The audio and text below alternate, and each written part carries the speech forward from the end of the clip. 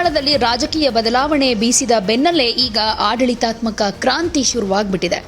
CM Suvendu ಅಧಿಕಾರಿ ಬಂಗಾಳದ ಆಡಳಿತ ವ್ಯವಸ್ಥೆಯನ್ನ ರಿಬೂಟ್ ಮಾಡೋದಕ್ಕೆ ಕೇಂದ್ರ ಸರ್ಕಾರದ ಮೊರೆ ಹೋಗಿದ್ದಾರೆ. ದಶಕಗಳಿಂದ ಸ್ಥಗಿತವಾಗಿದ್ದ ಬಂಗಾಳದ ಬ್ಯೂರೋಕ್ರಸಿಯನ್ನ ಆಕ್ಟಿವ್ ಮಾಡೋದಕ್ಕೆ ಹಾಗೆ ಅಧಿಕಾರಿಗಳಿಗೆ ಕೇಂದ್ರ ಮಟ್ಟದ ತರಬೇತಿ ಕೊಡೋದಕ್ಕೆ ಮೋದಿ ಸರ್ಕಾರದ ಸಹಾಯವನ್ನ ಸುವೇಂದು ಅವರು ಕೇಳ್ತಾ ಇದ್ದಾರೆ.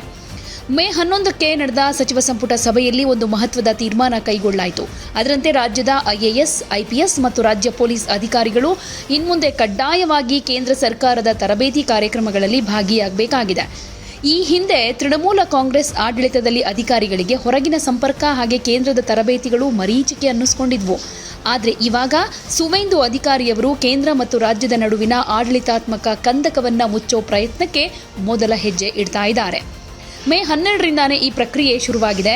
ಪಶ್ಚಿಮ ಬಂಗಾಳದ ಆರೋಗ್ಯ ಇಲಾಖೆಯ 8 ಉನ್ನತ ಅಧಿಕಾರಿಗಳು ನವದೆಹಲಿಯ ರಾಷ್ಟ್ರೀಯ ಆರೋಗ್ಯ ಪ್ರಾಧಿಕಾರದಲ್ಲಿ ತರಬೇತಿ ಪಡೆದಿದ್ದಾರೆ.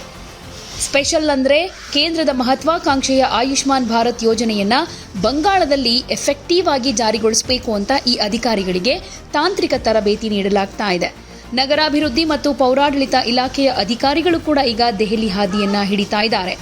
ಹಿಂದಿನ ಸರ್ಕಾರದ ಅವಧಿಯಲ್ಲಿ ಬಂಗಾಳದ ಅಧಿಕಾರಿಗಳು ರಾಜ್ಯದ ಒಳಗಡೆನೇ ಬಂದಿಯಾಗ್ಬಿಡ್ತಾ ಇದ್ರು ಅನ್ನೋ ಮಾತು ಕೇಳಿ ಬರ್ತಾ ಇದೆ.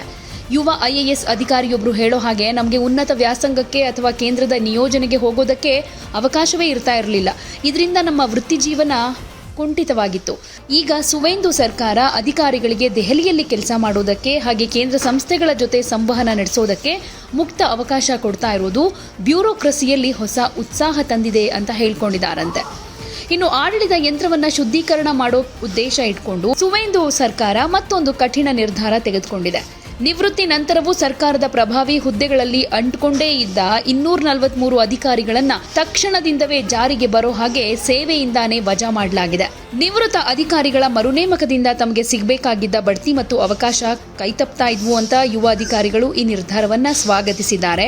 ಜೊತೆಗೆ ವಜಾಗೊಂಡ ಕೆಲವು ಅಧಿಕಾರಿಗಳು ತಾವು ಈಗಾಗಲೇ ರಾಜೀನಾಮೆ ಕೊಟ್ಟಿದ್ರೂ ಸರ್ಕಾರ ಉದ್ದೇಶಪೂರ್ವಕವಾಗಿ ನಮ್ಮ ಹೆಸರನ್ನ ಪಟ್ಟಿಯಲ್ಲಿ ಸೇರಿಸಿ ಅವಮಾನಿಸಿದೆ ಅಂತ ಅಸಮಾಧಾನವನ್ನ ಹೊರಹಾಕ್ತಾ ಇದ್ದಾರೆ. ದೆಹಲಿಯಲ್ಲಿ ಬಂಗಾಳ ಕೇಡರ್ನ ಅಧಿಕಾರಿಗಳ ಸಂಖ್ಯೆ ಗಣನೀಯವಾಗಿ ಕುಸಿದಿತ್ತು. ಇದರಿಂದ ಕೇಂದ್ರದ ಯೋಜನೆಗಳನ್ನು ರಾಜ್ಯಕ್ಕೆ ತರುವಲ್ಲಿ ಹಾಗೆ ರಾಜ್ಯದ ಸಮಸ್ಯೆಗಳನ್ನು ಕೇಂದ್ರಕ್ಕೆ ಮನವರಿಕೆ ಮಾಡಿಕೊಡುವಲ್ಲಿ ಒಂದಷ್ಟು ಅಡೆತಡೆಗಳಾಗ್ತಾ ಇದ್ವು. ಈಗ ಸುವೇಂದು ಅಧಿಕಾರಿಯವರ ಈ ರೀಬಿಲ್ಡ್ ಪ್ಲಾನ್ ಏನಿದೆ ಬಂಗಾಳದ ಅಧಿಕಾರಿಗಳಿಗೆ ದೆಹಲಿಯ ಪವರ್ ಕಾರಿಡಾರ್ಗಳಲ್ಲಿ ಮತ್ತೆ ಸ್ಥಾನ ದೊರಕಿಸಿಕೊಡುತ್ತೆ. ಸುವೇಂದು ಅಧಿಕಾರಿಯವರು ಕೇವಲ ಇಲ್ಲಿ ರಾಜಕೀಯ ಬದಲಾವಣೆ ಮಾತ್ರ ಮಾಡ್ತಾ ಇಲ್ಲ, ಬದಲಿಗೆ ಬಂಗಾಳದ ಕಾರ್ಯವೈಖರಿಯನ್ನೇ ಚೇಂಜ್ ಮಾಡೋದಕ್ಕೆ ಹೊರಡ್ತಾ ಇದ್ದಾರೆ. ಕೇಂದ್ರ ಸರ್ಕಾರದ ಬೆಂಬಲದೊಂದಿಗೆ ಬಂಗಾಳದ ಅಧಿಕಾರಿಗಳನ್ನ ಜಾಗತಿಕ ಮಟ್ಟದ ಸ್ಪರ್ಧೆಗೆ ರೆಡಿ ಮಾಡೋದು ಇವರ ಗುರಿಯಾಗಿದೆ.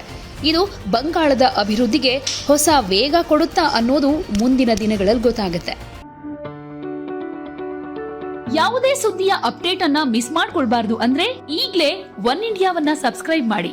ನಿಮಗೆ ಬೇಕಾದ ಭಾಷೆಯಲ್ಲಿ ಎಲ್ಲಾ ಸುದ್ದಿ ತಿಳಿಬೇಕು ಅಂದ್ರೆ ಒನ್ ಇಂಡಿಯಾ ಆಪ್ ಅನ್ನ ಡೌನ್ಲೋಡ್ ಮಾಡ್ಕೊಳ್ಳಿ.